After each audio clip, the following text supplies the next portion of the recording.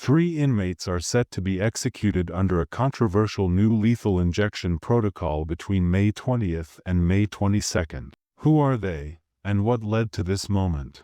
Let's uncover their stories. On September 29, 2000, Ritchie and 2 accomplices made a risky move by stealing a white van from a gas station in Beech Grove, Indiana. Shortly after the theft was reported, Officer Matthew Hickey was on his way to a traffic accident when he spotted the stolen van. After getting confirmation over the radio that it was indeed the vehicle that had been taken, he launched a pursuit. In no time, he was joined by fellow officers Robert Mercury and William Ronald Toney as they chased down the suspects. It was a tense situation that unfolded that day. At that moment, Ritchie and 1 other person were the only ones left in the van while officers pursued them. After a brief chase, the van skidded into the yard of a nearby house, and the 2 jumped out, darting in opposite directions. Ritchie's accomplice, a 20-year-old named Michael Greer, didn't get far before Officer Hickey nabbed him. Meanwhile, Officer William Toney kept running after Ritchie,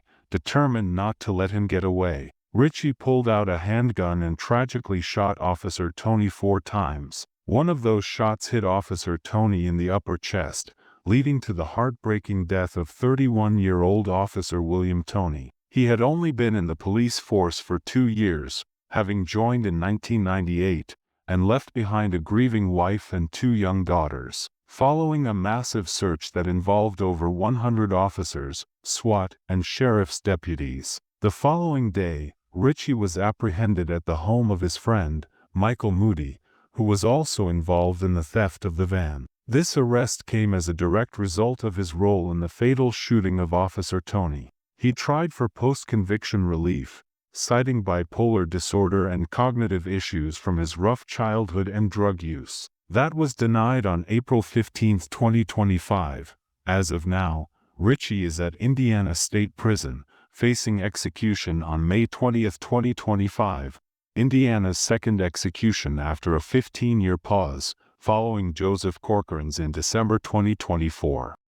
There's another execution coming up on May 20th in Texas, this time for Matthew Lee Johnson. His crime was shocking and aggressive, leaving a lot of people feeling uneasy about the whole situation. On the morning of May 20, 2012, Nancy Harris started her shift at the Fina Whip-In convenience store. Nancy was a widow whose husband died in 1987. She was born in Alaska in the year 1936 and married in 1960 and at some point resettled in Texas. Nancy had 3 grandchildren and 3 great-grandchildren. Shortly after the store opened, a man named Johnson walked in, and his actions quickly took a terrifying turn. Surveillance footage later revealed him carrying a lighter and a bottle of lighter fluid. He approached the sales counter where Nancy was working and began pouring the lighter fluid over her head, demanding money. Harris fumbled with the cash register, her heart racing as she tried to pry it open.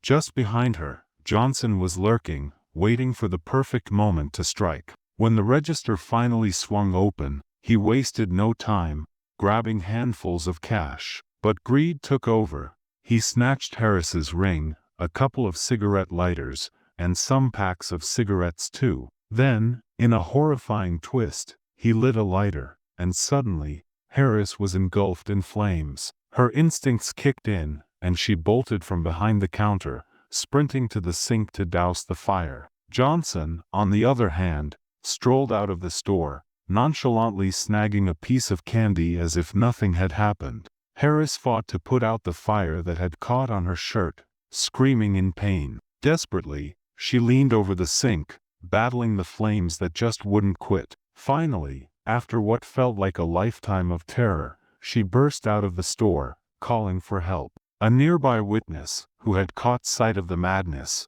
quickly rushed to her side. After law enforcement arrived at the scene, they found Harris with severe burns. She was quickly taken to the burn unit at Parkland Memorial Hospital, where she managed to provide a description of her attacker, a heavy-set black male with short dark hair and a chubby face. Witnesses in the area soon recalled seeing a man matching that description, noting that he had attempted to enter several properties. Just an hour after the attack, police apprehended Johnson after a brief foot chase. They found the stolen cash and items in his possession. Tragically, 5 days later, Nancy Harris passed away from her injuries on May 25 at Parkland Memorial Hospital. In light of her death, the charges against Johnson were escalated to capital murder. In January 2025, after exhausting his appeals, a Dallas County judge signed a death warrant for Johnson to be executed by lethal injection in Huntsville, Texas on May 20,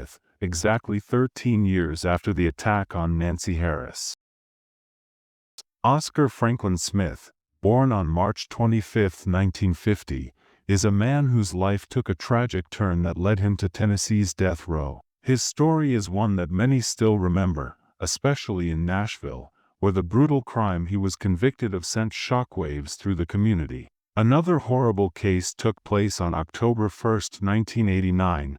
Oscar Franklin Smith's estranged wife, Judy Robert Smith, and her 2 sons, Chad and Jason Burnett, were murdered horrifically. Judy was both shot and stabbed, while her sons were subjected to violent attacks. What made the situation even more chilling was that evidence pointed directly at Smith. He had taken out insurance policies on all 3 victims and had made threats against them before the incident. The heart-wrenching moment when Chad called out, "Frank, no," as he tried to plead for his life still echoes in the minds of those who followed the case. On July 26, 1990, a Davidson County jury found Smith guilty of capital murder. A bloody palm print discovered at the scene, which matched Smith's hand with missing fingers, was a pivotal piece of evidence against him, although a fingerprint expert later raised doubts about its reliability. Smith was sentenced to death, with his execution initially set for December 1990, but this was postponed due to an appeal process. Over the years, Smith has continued to fight his sentence, even joining a lawsuit that argued lethal injection constitutes torture. His execution faced yet another delay in 2020, this time due to the COVID-19 pandemic, illustrating the ongoing complexities and controversies surrounding his case. In 2022, new DNA evidence came to light regarding the murder weapon, pointing fingers at an unknown attacker instead of Oscar Franklin Smith. This revelation led Smith's defense team to push for a reopening of the case, but in April, Tennessee courts denied that request. Just as his execution was set for April 21, 2022, it was suddenly halted due to serious flaws in the lethal injection process, prompting the governor to issue a reprieve that suspended all Tennessee executions for the remainder of the year. Fast forward to late 2024, and Tennessee rolled out a new lethal injection protocol. By March 2025, a death warrant was issued for Smith, scheduling his execution for May 22, 2025. Thank you for watching.